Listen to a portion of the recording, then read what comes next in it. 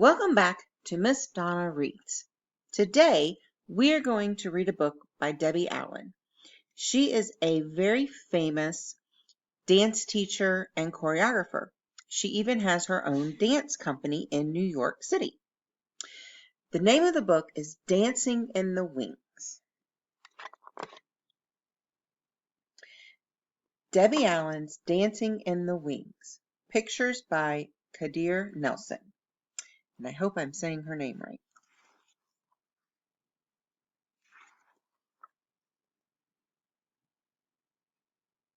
Ever since I was born and could see, everywhere I looked, I saw dance. In the clouds as the wind blew them across the sky, in the ripples on a pond, even in the sea of ants marching up and down their hills. Dance was all around me. Dance was me. My mom calls me sassy, 'cause I like to put my hands on my hips, and 'cause I always have something to say. Well, if you had big feet, big as feet as mine, you'd understand why.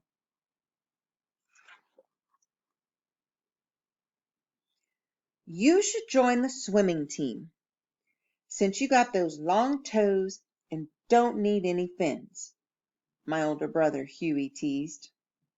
I shot right back. At least I don't have that big forehead looking like a street lamp. Mama said, "Stop all that bad talk. You act so ugly sometimes. Huey, your big head is a sign of intelligence. And Sassy, your big feet will make your legs look longer and prettier in your ballet shoes." My legs were longer, all right. So long that when I went to tendu, point my toe, at the bar, I tripped Miss Catherine, our teacher, who was coming down the line looking the other way. Splat! She landed under the piano, her legs up in the air. Ooh, it was so funny. Even she had to laugh. "Sassy," she called, "I'm going to tie orange bows on those big feet." "Sorry, Miss Catherine," I answered, "but if you don't wear your glasses, you still won't see them." One thing for sure, because of my long legs and big feet, I could jump higher and spin faster than everyone else. I was taller than the rest of the kids at school, even the boys. At our recitals, all the girls got to dance solos and duets and wear pretty tutus. I was too big for the boys to pick up and too tall to be in the line with the other girls. So I watched from backstage, dancing in the wings, hoping that if I just kept dancing and trying, it would be my turn to dance in the spotlight. One day at the end of ballet class, Miss Catherine announced, "Mr. Debato from the Russian school is coming next week to look for talented young people for the Summer Dance Festival in Washington, D.C." The whole room turned into a whirlpool of excitement as the sign-up sheet was posted. Everyone wanted to try, especially me. But as I wrote my name down, I heard two girls, Molly and Mona, giggle. Mona said, "Oh, please, she'll never make it. They said talent, not Tyrannosaurus." My heart seemed to stand still. For once, I had nothing to say. I couldn't hide the tears I felt welling up in my eyes, so I just grabbed my dance bag and ran to the parking lot. I heard a familiar horn honk and turned to see my Uncle Red in his bright green pickup truck. Uncle Red had the whitest, tight, curly hair, smelled of cigars, and every day wore something red. A tie, a hat, a shirt, socks, maybe even his shoestrings. Just something red. Why, of all days, did Mama have to send him to pick me up? Why today? I was not in the mood for his jokes or stories, but I quickly tried to dry my eyes and smile. "I got a good one for you today, Sassy. What did the banana say to the monkey?" Split! Ha ha! Get it? Split? Banana split? I started to cry. Sassy, what's wrong? He asked. I told him what had happened. I'm just so much taller than the other dancers, Uncle Red. Sassy, he said. You gotta look at that like as a gift. Being tall means you can see all around. You can always find the right path to take. No, I said. It means I stick out like a big acne bump on someone's nose. I'll never get to dance. It's a waste of time to go to that audition. Listen, gal, said Uncle Red. If I was as tall and pretty as you, I wouldn't need to wear red so people know it's me coming and going. All you got to do is make your mark. All you got to do to make your mark on the world is walk into a room.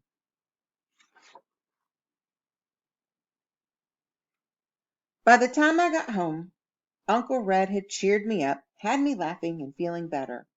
As I got out of his truck, he waved goodbye, calling out, Make your mark, gal!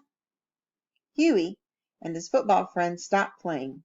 Huey yelled out, Hey, Sassy, why don't you come and play with us? We need a goalpost. His little mean, ugly friends laughed. Boy, did that make me mad. Sure, if we can use your big head for the ball, I shouted back. His friends screamed with laughter. Huey got so mad he turned red, looking like a tomato with that big old head. Ha! We were just about to go at each other when Mama called us inside. Late that night, I lay awake, staring out my window and thinking about Uncle Red's words. I could see myself dancing on the Milky Way, swirling like a twinkling shooting star. Next thing I knew, I was talking to myself out loud. I'm going to that audition, big feet and all. On the day of the tryouts, kids came from all over the city. It was so crowded. Everyone was expected to wear black.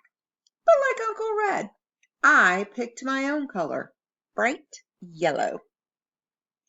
And instead of standing in the back, I squeezed between Molly and Mona, right in the front row. I ignored their snickering. Miss Catherine came in and introduced Mr. Debato. Everyone applauded. Boy, was he short. He couldn't have been more than 4 feet 9 inches tall. He started walking down the rows, pacing back and forth, just looking at us. Then he stopped right in front of me and said, Young lady, why are you wearing that loud yellow leotard? I'll need to put some sunglasses to see anybody else. Please go to the back row. Molly whispered, See ya, wouldn't want to be ya. At least he noticed me, I snapped. I put my hands on my hips and walked to the back. The first round of auditions was center floor exercises. Mr. Debato walked around, prodding and poking, making corrections. He stopped once and looked right at me, but didn't say a thing. I held my breath as he dismissed almost half the kids after the first round, but not me.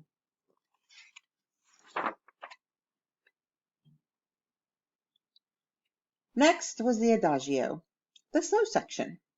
I stood as close to Mona as I could get and whispered, Your little skinny short legs are going to look like chicken wings like next to mine.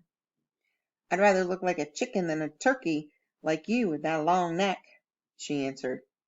Talk to the hand, I told her. I took my leg up so high it got stuck. Luckily, I could balance on my other big foot. So I just held it until Mr. Debato remarked, Young lady, the exercise is finished. Oh, I jumped out of position. Show off, Molly grunted. Gobble gobble, Mona imitated a turkey. Then came leaps across the floor. I took off like Jackie Joyner Kersee in the long jump at the Olympics. With one leap, I sailed in the air past all the other girls. Molly and Mona watched, looking pea-green with envy. When I finished, Mr. Debato yelled, "Young lady, you must learn to dance to the music. Up on the count of 1, down on the count of 3. 3, not 5.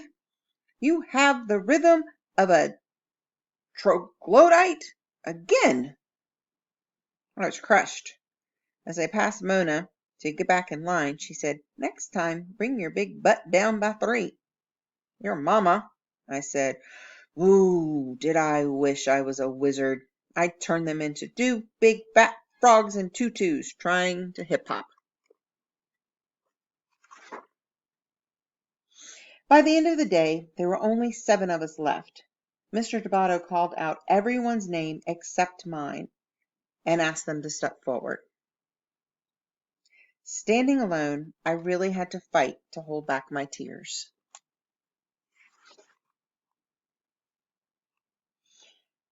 Then I heard him say, "Thank you for all coming today. Keep working, keep trying. You are dismissed."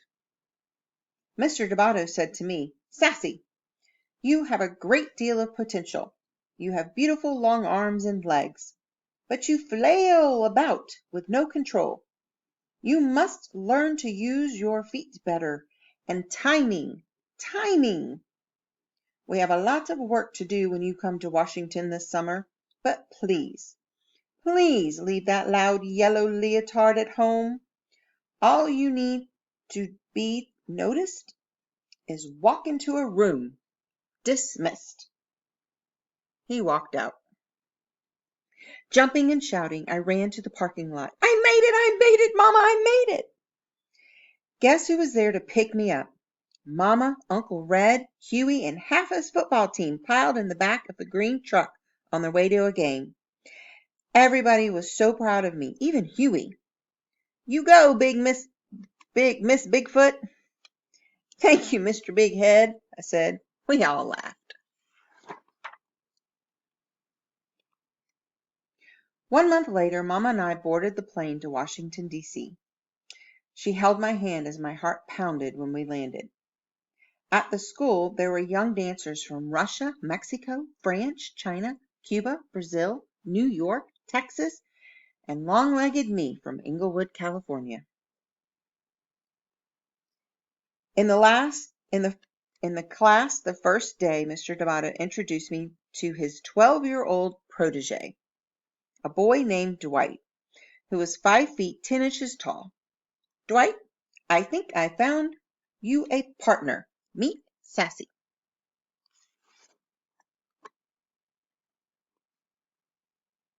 Mama was right. Being tall wasn't so bad after all, and neither was having a big head. By the end of the summer, Huey had won the grand prize at Space Camp in Alabama, and I got to dance a duet with Dwight in the summer concert. When Dwight lifted me high in the air, I felt like I was dancing on the Milky Way, me and my big feet, making my mark on the world.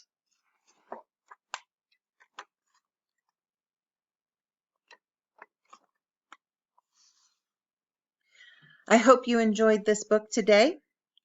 If you're curious about who Debbie Allen is, Google her and find out. She's a really great lady and a huge inspiration for me.